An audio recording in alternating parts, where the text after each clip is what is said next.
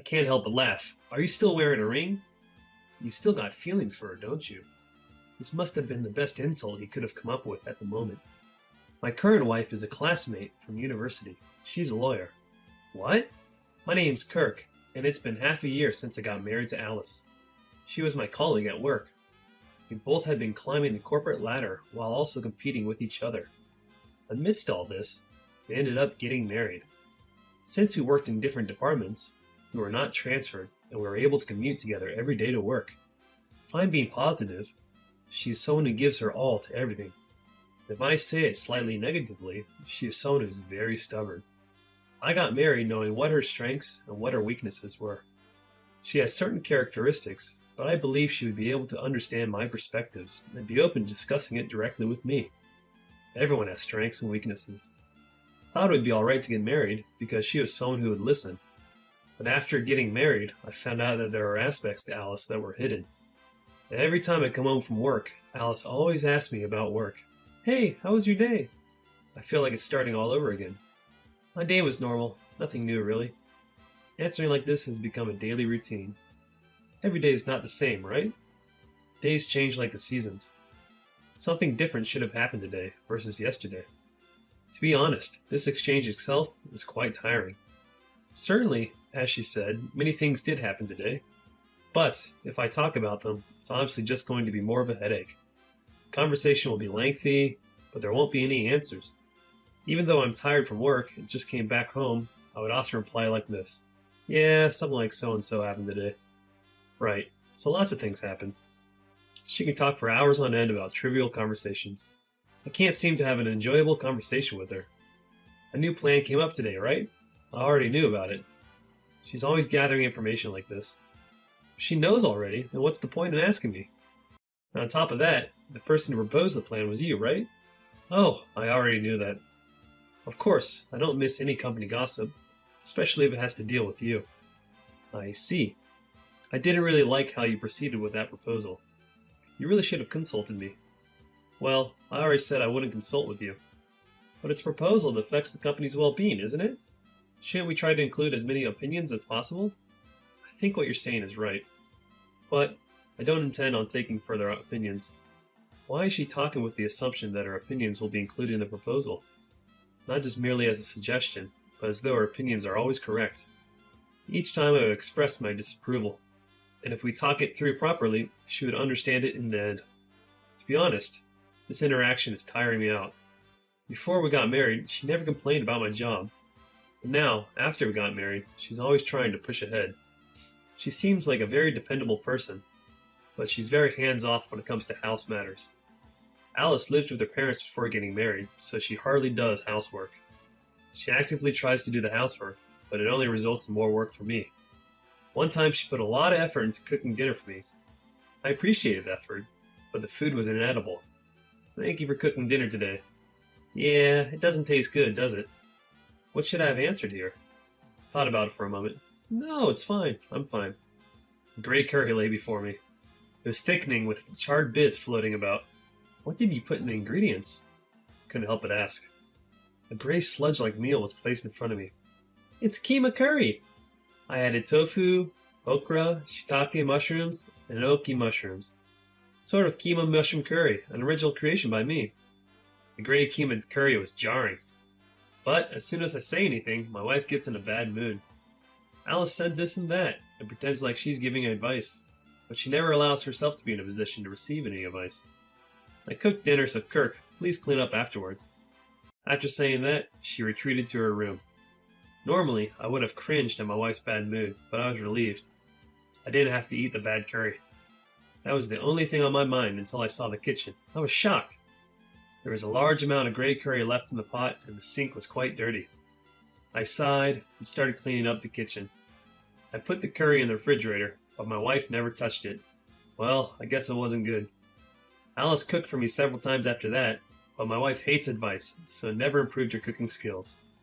And as usual, the kitchen was dirty. I got fed up with this and started to actively lead on cooking meals. Then my wife said she would now be in charge of laundry instead of cooking. She was trying to find a different role. I was really grateful for that, but the laundry too was a mess. The moment she took the clothes out of the washing machine to dry them, Alice shouted out loudly, "What the hell is going on?" I rushed over to see what was going on. I told her, "Alice, maybe you left some tissues in your pocket." "Oh, I forgot all about that." "Well, maybe we can clean it up later." She would never apologize when things like that happened. Let's start over. "No, you don't have to. I'm fine." "But I don't like it. I want to redo the laundry." "Okay, then redo yours then. I'll just hang mine to dry." If she did that, dried tissues would be scattering all over the balcony after drying. Who do you think would end up doing the cleaning? Sure enough, the balcony became littered and dried, peeled tissues. But Alice didn't pay any attention to that. She didn't even try to listen to my advice at the time. After that, even though she insists on being proactive, she continues to forget to take tissues out of her pockets. When Alice does something, I end up having to do more work, but she never takes my advice. I couldn't get her to change. Thus, I became stressed out, and before long, I was doing all the housework. But, to my annoyance, Alice seemed to think that it made me unreliable. I guess she wants to be dependent on me, but I don't know how to depend on her. As the days passed like this, we talked less and less. After 6 months of marriage, I felt this was indeed a terrible situation to be in. I got tired of her behavior even when she just opens her mouth. I didn't know what to do. At that time, I heard a rumor about Alice from one of my colleagues. When I heard the story, instead of being shocked, I felt myself being somewhat liberated. Before long, this is what I would soon hear from my wife. "I need to talk to you." "What? What's up?" "I want you to leave me." "You mean you want a divorce?" "Yeah, that's what it means." "Can you tell me why?" "I'm going to marry Ken." When I heard this, I knew the rumors were true. It had been told by a colleague that Ken, my direct junior colleague, and my wife were having an affair. "Okay, let's get a divorce." "Are you sure?" "If there's no love left between us, then there's no need to be together anymore, right?" "Just as I thought." "You're not going to stop me. This is my last gamble. I thought I might stay if you tried to stop me by crying, but it seems like you don't care about me anymore. Can you please stop acting like a child? What's this gamble about? We're married." "Well, marriage has changed you. Forget about it. Just give me the divorce papers." "I don't have it right with me. I didn't expect the decision to be so fast." "It was fast, wasn't it? Then get the divorce papers tomorrow." "Are you sure?" "I'm going to make sure you get your money's worth in the settlement." "Why are you being so nonchalant? Do you not love me after all?" "I liked you before we got married. Now that we're married, I'm sick of seeing parts of you I didn't see before. You've said I've changed, but you've changed too. It was probably just a personality mismatch between the two of us. But you were unfaithful during your marriage, so you must be held accountable for that." "I understand." Later that day, my wife got the divorce papers, but I didn't expect Ken to be with her. "I'm sorry, Kirk. You came to my house. Does that mean you're ready to pay me alimony?" "Yes, I have the $2,000 in my pocket." Ken placed an envelope on the table. Inside were $2,000 worth of neat bills. "Yes, I got confirmation. Did you transfer the $3,000 properly?" "Yes, the money's been transferred." I checked my phone to see if the money has been properly transferred as well. Then I have nothing more left to say. "Can you leave?" "No, it's you who's leaving, Kirk, because the house was in Alice's name, isn't it?" "Yes." I looked at my wife, but she didn't make eye contact. "I see, there seems to be some kind of misunderstanding. I'm going back to my parents' house now, so you two can talk about the rest properly." When I was about to leave the house, Ken stopped me. "Kirk, you know women like men who can say they're good at everything. That's something you lack." "I see. Thank you for the advice." "Do you regret it? You're a handsome guy, Kirk." "Yes, maybe I regret it a little. Thanks for giving me my freedom back, Alice. I hope you're happy." Alice gave me a quizzical look as I smiled broadly. I didn't care and headed for my parents' house. Of course, I didn't forget to file the divorce papers on the way. After the divorce, I was commuting from my parents' house to work. After Alice came to my house, I didn't see her at work. 3 days later, I was told she had resigned. Apparently, she went back to the countryside. I didn't quite understand, but I thought it was none of my business. I went back to my parents' house without paying any attention to it. While I was having dinner, my ex-wife showed up at my parents' house.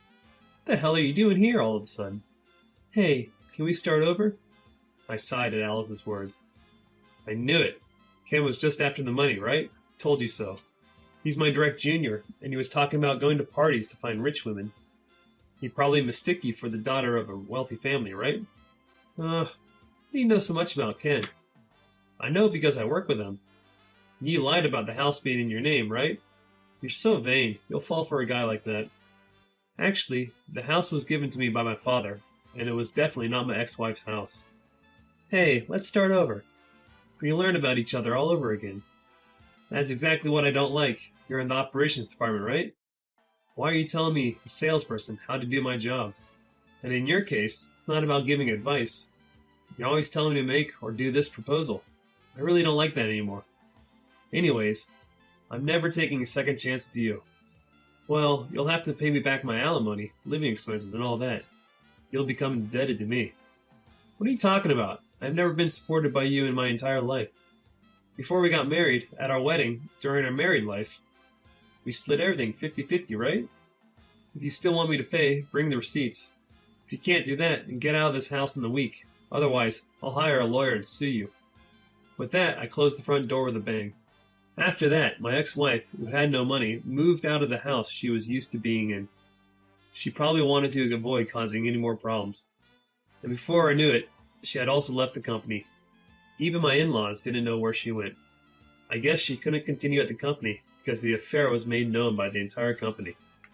I was the center of the attention, but I did nothing wrong. I did my best to keep my head down and work, so the subject soon died down. Then, one day, 3 years later, I saw a person in the city. Ah, Kirk, it's been a long time.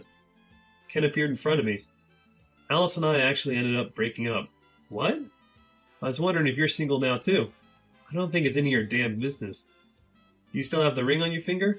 Are you still in love with her? It was probably the most sarcastic thing you could have said right now. This is the ring I'm wearing now with my current wife. What? She's a classmate from university that's now a lawyer. She's waiting for me at home, so I should head home. I don't think we'll see each other again. I walked away, smiling at Ken. I felt like I had made up for everything that had happened back then, and my steps felt lighter. I felt relief in the end. I'm glad that it wasn't like what Ken had said, about me still being in love with her. I'm looking forward to being happy and finding a new wife. Thank you for watching until the end. If you liked it, please subscribe to the channel. See you again in the next video.